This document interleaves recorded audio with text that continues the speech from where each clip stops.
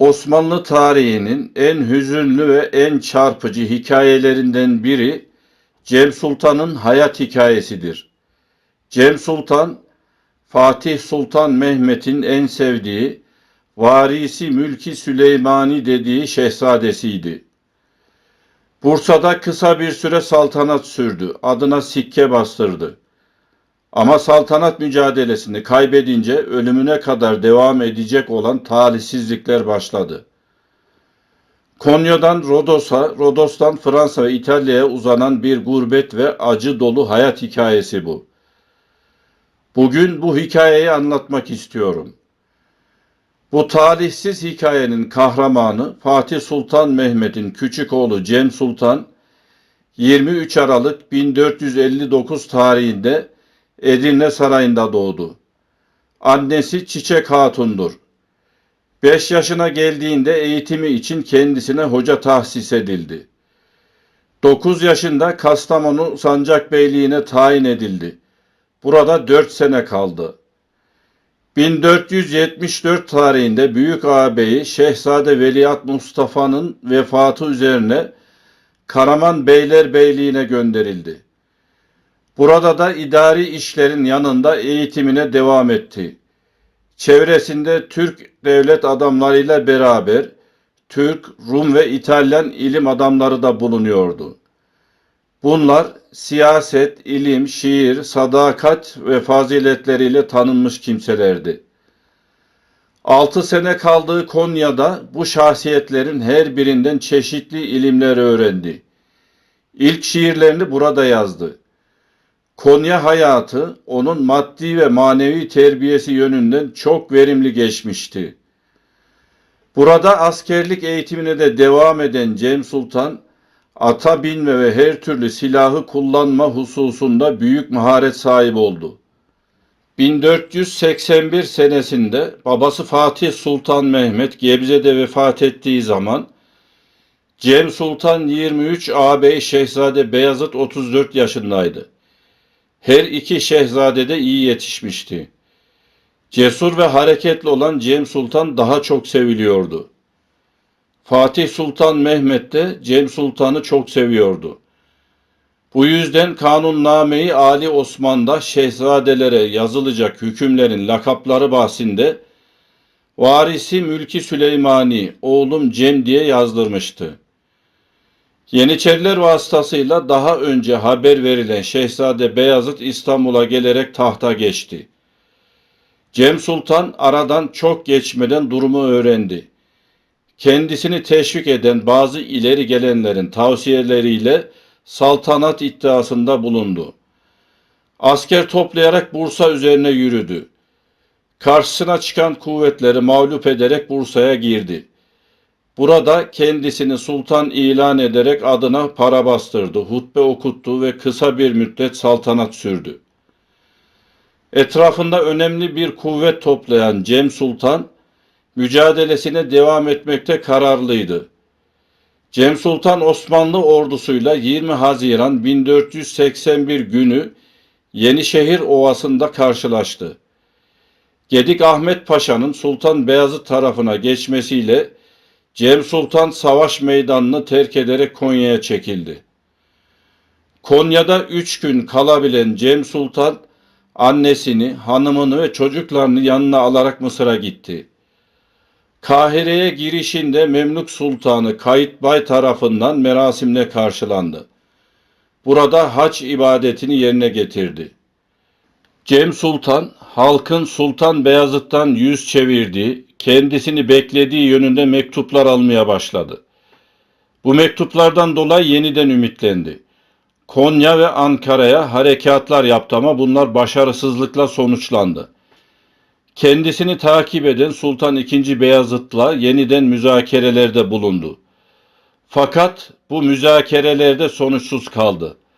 Sultan Beyazıt, onun Kudüs'te oturmasını ve yıllık yüksek bir meblağı ödenek olarak vermeyi teklif ediyordu.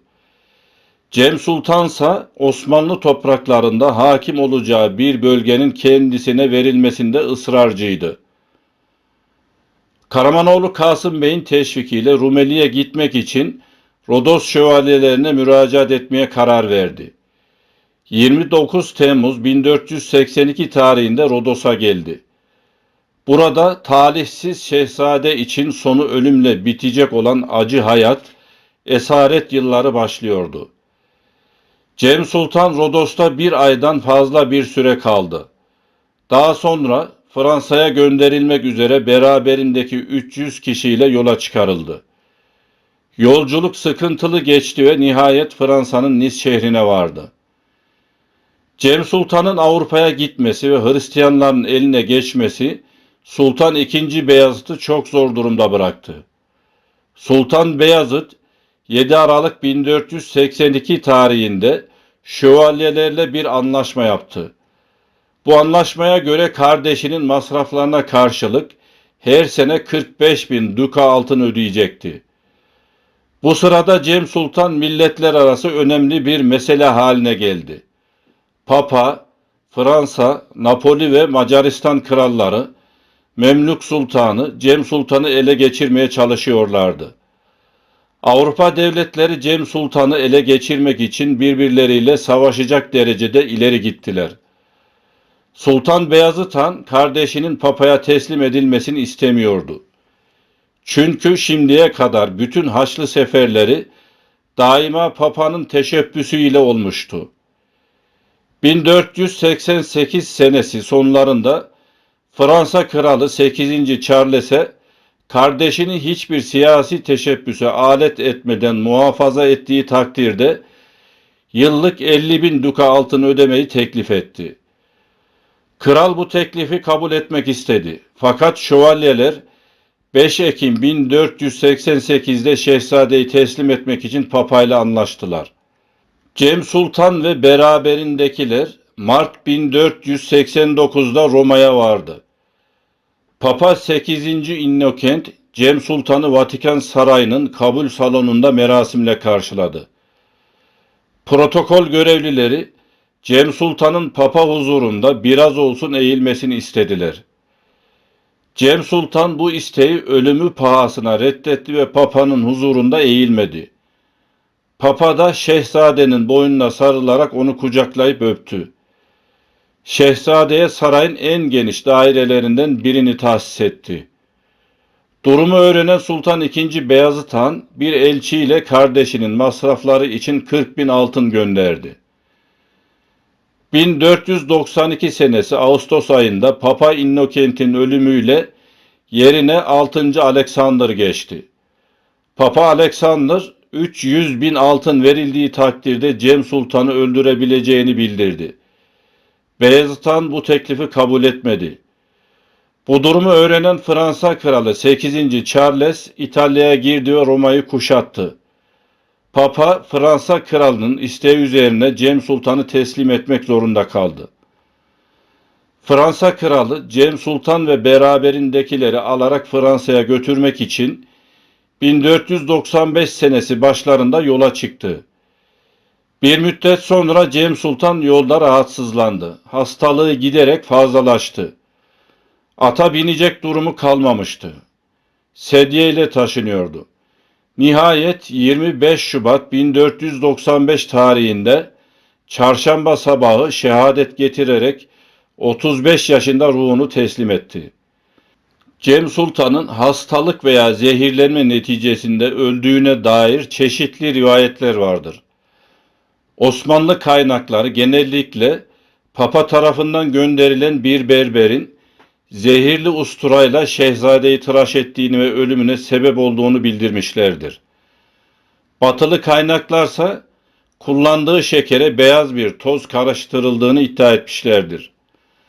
Haberin İstanbul'a ulaşmasından sonra Sultan Beyazıt'ın emriyle çarşılar, dükkanlar kapatıldı. Ülkedeki bütün camilerde gıyabi cenaze namazı kılındı. Sultan Cem'in tabutu bile devletler arası müzakere konusu olmuştur. Gerek Sultan Beyazıt gerek Papa tabutun teslimi için Napoli kralını sıkıştırmaya başladılar. Bu müzakere ve tehditler 2 yıl sürdü. Bu konudaki müracaatlara atlatılan Sultan Beyazıt sonunda Napoli'yi tehdit etti. 8 gün içinde cenazenin teslim edilmemesi halinde Güney İtalya'ya asker çıkaracağını, zorla gelip cenazeyi alacağını bildirdi. Bu ultimatomdan telaşa düşen Kral Federico, cenazeyi gemiye bindirerek donanmasından bir filoyla beraber Avlonya'ya gönderdi. Cenaze Avlonya'da Osmanlı donanması tarafından top ateşiyle selamlanarak askeri merasimle teslim alındı. Avlonya'dan Mudanya'ya kadar tabutu Türk donanmasından bir filo getirdi. Cem Sultan'ın tabutu 1499 senesinde Bursa'ya götürülerek Büyük ağabey Şehzade Mustafa'nın yanına defnedildi. Cem Sultan şair ve edip ruhlu biriydi. Avrupa'da bulunduğu süre içinde Fatih Sultan Mehmet'in oğluna yakışır şekilde hareket etti. Herkesin takdir ve sevgisini kazandı. İsmi bütün Avrupa'da şöhret buldu. Sözünün eri, atılgan bir insandı. Fransa Kralı 8. Charles'le ilk görüşmelerinde yanlarında bulunan ünlü Venedikli tarihçi ve yazar Marino Sanuto, Cem Sultan'ın müthiş bir harp adamı olduğunu anlayarak bu şehzadenin Osmanlı tahtına geçme işi Hristiyan alemi için bir lütuftur demekten kendini alamamıştır. Cem Sultan çoğunlukla Roma sokaklarında üzüntülü bir şekilde dolaşır, rast geldiği fakirlere bol bol sadaka verirdi. Bunu görenler onun Hristiyanlığa ilgi duyduğunu sandılar. Cem Sultan'ın bu iyilikseverliği Papa'nın da kulağına gitti. Bir sohbet esnasında Papa bu durumu son derece takdir ettiğini söyledi ve Cem Sultan'ı Hristiyanlığa davet ederek eğer bizim dinimize girersen Mısır'dan oğlunu getirtir ona kardinallik veririm dedi. Papa'nın bu teklifinden son derece üzüntü duyan Cem Sultan gözlerinden acı yaşlar dökerek şu cevabı verdi. Ben sizden Mısır'a gitmek için müsaade istedim. Siz bana batıl yolu gösteriyorsunuz. İtikadıma göre hak olan Muhammed Aleyhisselam'ın dinidir. Bana kardinallik ve papalık değil, bütün dünyanın saltanatını verseler yine dinimden dönmem. Bu gibi teklifler bize sadece eza verir. Eğer size bu cesareti veren bizim Hristiyan fukarasına merhamet gösterişimizse biliniz ki bizim dinimizde fukaraya yardım hususunda Müslüman ve Hristiyan ayrımı yapılmaz. Papa Cem Sultan'ı kırdığını anlayıp özür diledi. Cem Sultan, babası Fatih Sultan Mehmet ve ağabeyleri Sultan II. Beyazıt'la Şehzade Mustafa gibi şairdi. Hatta şairlikte onları geçtiği ifade edilir. Türkçe ve Farsça 2 divanı vardır. Dini ve edebi ilimlere mükemmel derecede vakıftı. Büyük bir ilim ve edebiyat koruyucusuydu. Bilim ve sanat adamlarını yanından ayırmadığı için şairlerden bir kısmı gurbet hayatında bile onu yalnız bırakmamıştır. Bu videomuzda Cem Sultan'ın talihsiz ama onurlu hayat hikayesini anlatmaya çalıştık. Kanalımıza abone olarak destek vermeyi unutmayalım. Tekrar görüşmek üzere, hoşça kalın.